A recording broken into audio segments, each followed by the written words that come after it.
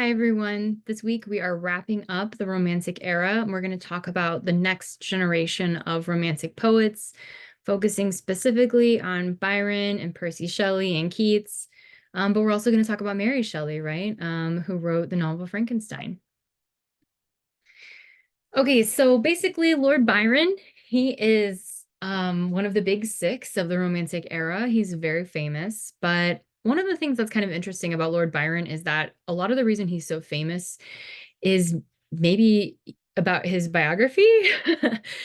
He definitely wrote poetry and plays, and he was pretty prolific, but he is just so famous for his scandalous life, right? He had a lot of affairs. Women were they were not just like, kind of sad to see him go, but were furious. And there's a woman who wrote like a play about him after he left her. His wife accused him of sexual crimes, so then he fled England, or left England, I guess, and ended up having more affairs after that as well, including with Mary Shelley's sister, I believe. Although honestly, it gets so messy, it's hard to tell what is for real and what isn't. I think most scandalously is that he's allegedly had an affair with his half sister, which seems to be, if not true, then it seems like he kind of is okay with people thinking that based on the section of Manfred that we read for this week. And so let's talk about Manfred a little bit. Manfred is a closet drama, right? And so this is one of our bingo bingo card items. And basically, a closet drama is just a play that's been written, but it's not really intended to be performed on stage, right? And so this is something that is intended to be read. And if you look at any of the plays that you might have read for other classes, like anything by Shakespeare, for example, you're going to see a lot more dialogue, probably. You're going to see a lot more interaction between characters, where Manfred tends to have a lot of like really long monologues with just like a little bit of breaking in here and there. There's a lot of stuff that's like so that would be kind of hard to stage potentially because of how surreal it is. And so anyway, so his intention though was for it to be read, not performed on stage. Um, I don't know how many of you have read Goethe's Faust, but if you haven't read it, it's clearly an inspiration for this play. Faust, makes a deal with the devil essentially to gain knowledge, and but it's kind of a cursed life, and you can probably tell there's some overlaps between that and Manfred. What's kind of interesting is that Manfred refuses the deal offered by the Alpine witch, right? Which we see in this section of the play. And so this is one way that we see this kind of reflecting romantic ideals in England, where potentially this is just him being so individualistic and kind of detached, but pursuing knowledge just by himself, rather than like with the help of God or the devil, right? That might kind of reflect these kind of romantic ideals with autonomous man, independent of any external authority or power, which I'm getting that from my Norton anthology. Okay, so another thing to keep in mind about Byron is this idea of the Byronic hero. Again, Byron had a very scandalous life. He was kind of known for having this really dramatic life. And he really plays that. He kind of leans in to speculation that people had that his characters were based on him and his stories were based on his real life. And so I think that's part of why the idea of the Byronic hero has been so impactful, and why other authors who are doing kind of similar characters might not have had this idea named after them, right? But we see this type of person as a narcissistic, brilliant, ambitious, tortured, and beautiful kind of character. I don't know why this came into my mind, but I immediately thought of Edward from Twilight. But there's certainly other examples that are probably better as well. But kind of there's like a darkness to them. They're corrupted somehow.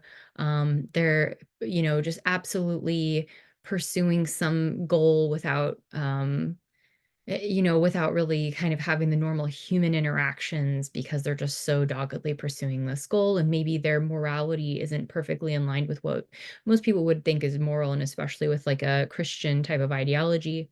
Anyway, it's a really interesting archetype. We can see how it's been very influential into contemporary types of media, but of course, this is also influenced by other characters like Faust. And so, yeah, just something to kind of keep in mind. We also see how this is such a Gothic story, and I don't know if you noticed, I mean, or if this is something I'm picking up based on the readings that we have for this week, and of course, Coleridge's, Rime of the Ancient Mariner is quite dark, quite, Gothic, but it just feels like these later romantic poets are really leaning into the supernatural, into like this darkness of nature rather than kind of this I don't know, like awe-inspiring, beautiful nature. They're still seeking beauty, but almost like this cold, harsh beauty, this supernatural, strange beauty. It's interesting. And we can see that in Manfred as well. There's going to be supernatural. There's going to be Byronic hero, corruption of the soul, deepest regret, incest was a common characteristic of Gothic literature, and we definitely have that in Manfred. Okay, so let's move on to Shelley. Percy Shelley. So, Shelley is interesting to me. I think he is one of the big kind of thinkers of this time. He was, an atheist, and so he gets kicked out of college for his atheist views and atheist writing. He's kind of just goes against the grain throughout his life, very radical. And he actually meets Mary Shelley, who we'll talk about later, because he studies with her, or is kind of like her dad is kind of his mentor, right? He's this sort of philosopher, right? Um, so anyway, one of the things that I think is important about Shelley is the way that he sees himself as being different from Wordsworth. He talks about poetry as the expression of the imagination, and he's kind of expansive or inclusive when he's talking about poetry. He says poets included all reactive minds that break out of the conditions of their historical time and place, which I think we can definitely see as being the case with Shelley. We could imagine why he feels that way, right? He's very willing to go against the grain, like I said. And he's going to reject Wordsworth's description of composition of poetry. So basically, Wordsworth, I know I've said it a few times now, and it's in every slideshow, but he describes the composition of poetry as the spontaneous overflow of powerful emotions recollected in tranquility, right? And just like what a beautiful, it's just such a way with language. I have to admit, I really love that. But Shelley, on the other hand, is talking about maybe a little bit less patient approach to composition, where he says, um, the mind in creation is as a fading coal. When composition begins, inspiration is already on the decline. And I don't know how many of you are artists. I write fiction, and sometimes it can be just so frustrating how an idea just goes out of my head before I can get it onto the page. When I'm having kind of moments of inspiration sometimes, or I like, I'm not at home, and then by the time I get to my laptop, or like a lot of times our inspiration comes in the shower, right? When we're like washing our hair, and then all of a sudden it's like there's no distractions around me. I have such a clear idea now. But then by the time we get out of the shower, we can't remember what we thought about. So I think he has a little bit of a point here, right? It's an interesting take, and I think that kind of comparing these two can give us some more insight into the way that the Romantics thought about this process and really idolized poets, right? And we can see this kind of philosophy really taking place on the page in Mont Blanc. This is a mountain in the Alps, and, I think when I'm reading Mont Blanc, and, not just me, but a lot of people reading this are like, whoa, this definitely has a different tone, right, than Wordsworth. It doesn't feel so, it doesn't feel warm. Tintern Abbey, when I'm reading that, it's like, it's so nostalgic, and I can tell he's thinking about this in moments when he feels, sad or overwhelmed.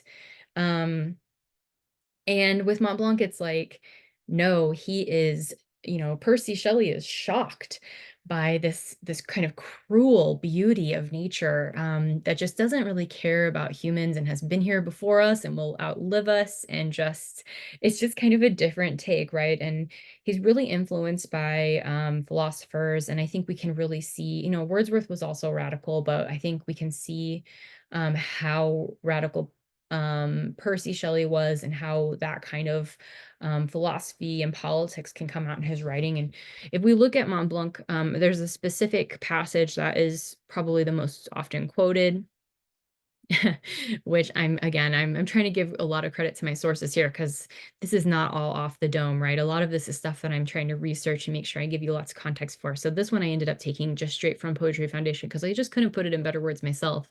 But they say, probably no passage has been more widely disputed than, and then here it's, and what were thou and earth and stars and sea, if to the human mind's imagining silence and solitude were vacancy.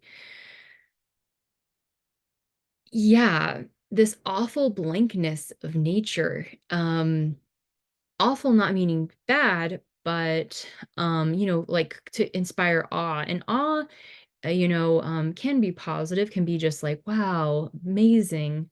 But I think awe can also be kind of scary. And I think it's kind of that thing where if you look up at the stars, sometimes you're like, wow, the stars are so beautiful tonight. They're really shining so brightly. But sometimes when we look at the stars, there's this other feeling of, I'm so small. The universe is so big. I'm never going to know everything. I feel so tiny. I'm just a speck. Nothing I do matters. And so, and again, not such a subjective thing here, although, I've certainly thought those kinds of things before, but that is just all over some of the literature that we're reading in these later poets, right? Um, Ozymandias is probably going to be on any test that you take ever for English romantic poetry. This is one of the most famous poems, I mean. And I think for a lot of reasons, it's really in conversation with a lot of other pieces as well, like Kubla Khan from Coleridge, if for no other reason than because of the Orientalism of the time. And like kind of looking back on it now, we can see how the othering of those two poems is kind of strange. But there was just a lot of fascination with other cultures, especially as England, the British Empire continues to take over the world, take artifacts, put them in the British Museum, like we can see here. Um, and then these poets go to the British Museum and they're like, wow, cool, and then write a poem about it. Percy Shelley didn't actually see this before he wrote the poem, or published it even. But it was such a famous artifact that he'd heard all about it, and he heard about the inscription, which is why you can see that in the sonnet. Couple notes, it is a sonnet, right? So it's going to be an iambic pentameter. And so formally it's going to be part of that tradition. And the sonnet is such an important part of English poetry. But what we'll notice about Percy Shelley's sonnets are that they are not going to perfectly fit the form of an English sonnet. And it's actually kind of interesting if you look at the sonnets. There's two major, types that we might talk about, like English and Italian sonnets. And his kind of interweave the two types in interesting ways. And he, by this time, was actually living in Italy when he wrote this poem. And so it's just kind of an interesting thing to think about. Another sonnet that he wrote that we'll read this week is England in 1819. And so this is a poem he wrote in response to the Peterloo Massacre, when people were peacefully protesting outside Parliament. They wanted, they're fighting for rights. They don't have votes, basically. And they were violently trampled on. People died, children were injured and killed. So, I mean, it's just like a very like difficult moment, I think, to hear about for Shelley, because he had left the country And I think he kind of wiped his hands of England. He just didn't really want anything to do with the country anymore. He could see how terrible it was. So he mailed this sonnet to Leigh Hunt, who ran the Examiner, which was a radical paper at the time, that was being censored by the British government, because we're having like this post-revolution French Revolution, American Revolution reaction, where they're trying to shut down and censor radical types of thinking, and speech, so that people wouldn't keep pushing back against power. And we can see the British Empire was so powerful, had so much, force that they were able to apply to any situation, that certainly in England itself, they were able to squash this. But Shelley kept trying to organize, trying to kind of do what he could through his writing to encourage people to keep pushing back. He did die really young, and this poem wasn't even published until long after his death, and so in 1821. And so I guess he didn't really get to see what happened, but we get to see what the work that he was trying to do, right?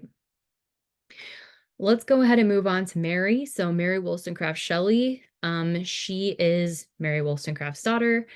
And her father was very famous as well. I'm not as familiar with him. And so if you're curious though, he is a fairly prominent philosopher. And then she married Percy Shelley, of course. And, like all of the romantics, there was a little bit of scandal here. There's a little bit of instability. So, Mary Shelley married Percy. He was married at the time, and they ended up leaving the country, and then they weren't actually able to get married until after his wife had committed suicide, while she was pregnant with someone else's baby. So, I mean, it sounds complicated. It sounds like, history doesn't really know what to do with that. A lot of the books when I'm reading about this talk about how maybe they felt guilt, because there were two suicides that occurred, in a short period of time by women who had at one point or another been in love with Percy Shelley. And, it's just kind of a weird thing, the way that we try to keep track of these things, but might be interesting to you, might be something to think about when you're thinking about, all of these writers in this time period, being pretty dramatic. But basically, she lived a pretty long life. Unlike a lot of these guys that we're talking about, she lived until 1851. And that was 30 years after Percy Shelley had died. So she tried to maintain his legacy. And she also just continued doing a lot of her own writing during that time. And what's cool is that people are finally starting to kind of go through those texts and talk about them more. And I think there's a really good reason to, because she was clearly an amazing writer. If you've read Frankenstein, then you know what I'm talking about. She was just so ahead of her time. So let's talk about Frankenstein a little bit.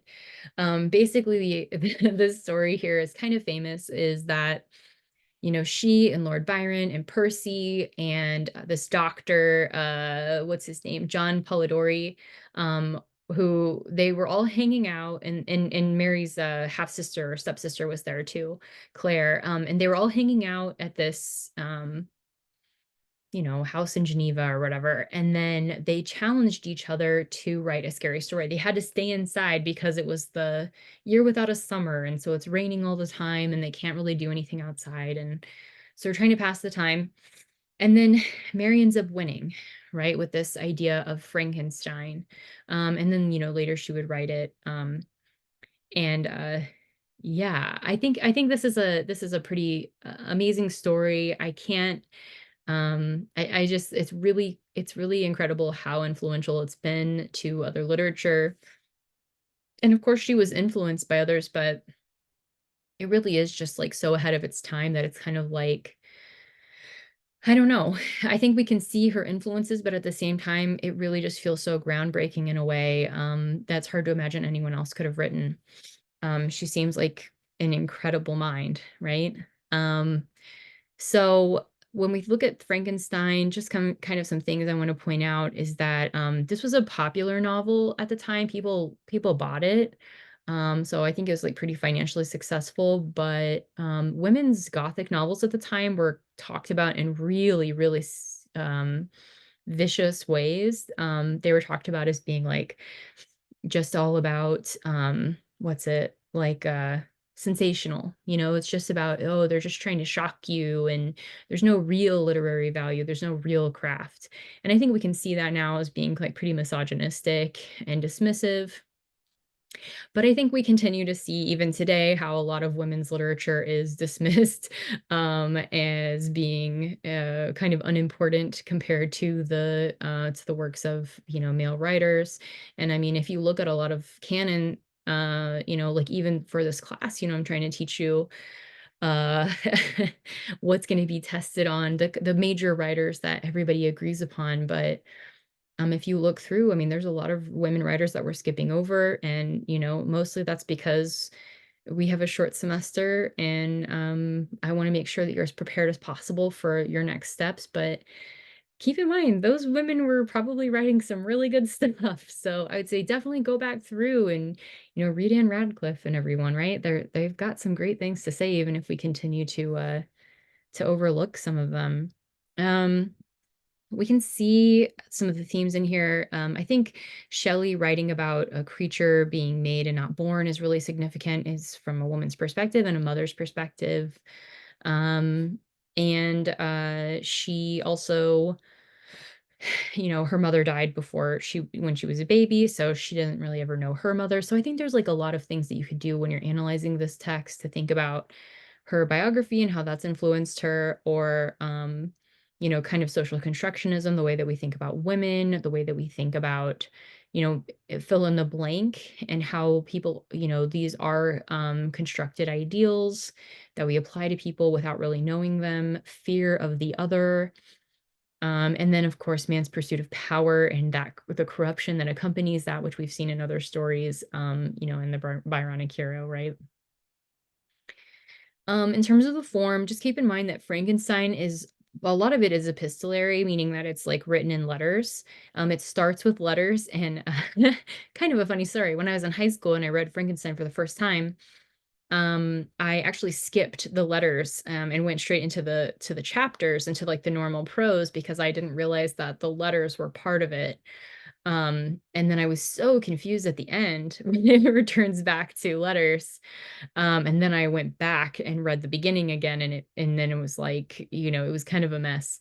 And so, yeah, just kind of an interesting note. We're getting it from lots of different perspectives. It's going to cycle through perspectives and form. And so it's just kind of a really, in just so many different ways, such an interesting experimental text, and just kind of amazing. Okay. So hard to transition from that. Let me pause for 1 second. Okay, let's talk about Keats. So Keats is going to be another person with a very short lifespan. And I kind of get the sense that he knew, right? For a lot of his life, it feels like he just kind of felt doomed. And when we're reading some of his work, it's just the sadness in it. I don't know, he died really young. He was only 25. He had watched his brother. He took care of his brother who died of tuberculosis, and then his mom was sick, and then he got sick and he died of tuberculosis. Um, I think he, from what we can tell, maybe had only been in love once, and it was with like his, I don't know. It's just, it was like kind of a, he never really had a relationship. It really sounds like a, compared to the other romantics, is what I'll say here. I mean, he clearly had someone he loved, but it was a young love kind of a situation, right? Um, Also, something to keep in mind with Keats is that he is considered working class, right? And so he was a surgeon. That was not the same as a doctor, right? It's kind of the gory parts of medicine. And so, from what I understand, it's like an apprenticeship. He's working with another surgeon who was, I think, kind of infamous in England. And because of this kind of working class reputation, a lot of his poetry was just kind of talked about so dismissively as being bad. And clearly from someone unlearned and all this kind of stuff. And so, the joke's on those people though, because, Shelley, Keats has really, become like a pretty long-lasting famous poet. And I think especially for how short his life was, he was pretty, fairly prolific. The most famous poems, and the ones that we'll be talking about as a class are his odes from the spring of 1819. So these were all written at the same time. And then there's another one that I've seen called different things, but like an ode to autumn, basically, or an ode on autumn, which he wrote in the fall. And people kind of talk about how are these supposed to be arranged because they clearly seem to have interwoven themes, right? They seem to kind of speak to one another, even though they're all individually contained. And so when you're reading these, just kind of keep that in mind. I think when when I was younger, I remember Keats being kind of frustrating to me in some of his poetry because he is just so elusive. He's really referencing a lot of, mythology and things that I didn't really know what he was talking about. But some of his poems, especially I think Ode on Melancholy, can be a little bit more accessible. And that is the one that is probably the most famous. Ode on Melancholy, it's supposed to be his greatest example of this kind of theory that he has about negative capability, which is basically, I mean, I've seen it described in different ways, but it sounds like it's like, well, here's the, you know, his quote is, when man is capable of being in uncertainties, mysteries, doubts, without any irritable reaching after fact and reason, right? And so, there's kind of this like dual good and evil, like we talked about with Blake even, or beauty and pain. There's this kind of like positive, negative, contrast, juxtaposition, in his poems. And it kind of feels like the biggest takeaway from him is this idea that like, beauty is suffering, life is pain, those kinds of things that you might have heard people say in different ways. Sounds like that's what Keats thought, right? And I guess he's kind of right. He ended up leaving surgery to become a poet and found some success, but he was also like mocked because of his working class background and because people thought his poetry was bad. And, I've read people write about some of his early poetry as genuinely being pretty bad because maybe he liked people who were like, maybe like pretentious or old fashioned, or maybe just didn't have as good of taste. But then that makes me wonder, well, are they also having this kind of bias against his class? I don't know. Um, anyway, point being, if you read Ode on Melancholy, I think you'll see a lot of that juxtaposition. And I took this quote again out of the Norton Anthology about how it is the tragic human destiny that beauty, joy, and life itself owe not only their quality, but their value to the fact that they are transitory and turn into their opposites, right? And so, without feeling pain, could we really feel joy? Without seeing how ugly the world can be, could we really appreciate beauty? That seems to be what Keats is sort of getting at, as well as kind of this ability to keep a distance from the subject when he's thinking about it, and kind of like these complex things that you're able to see and feel, kind of the way that those come through, those are expressed in your poetry as well as how they're experienced. Yeah. Okay. That's the end of our discussion on the new romantics. I hope this has been helpful. We're going to move on to Victorians after this. And so please let me know if you have any questions, and have a great week.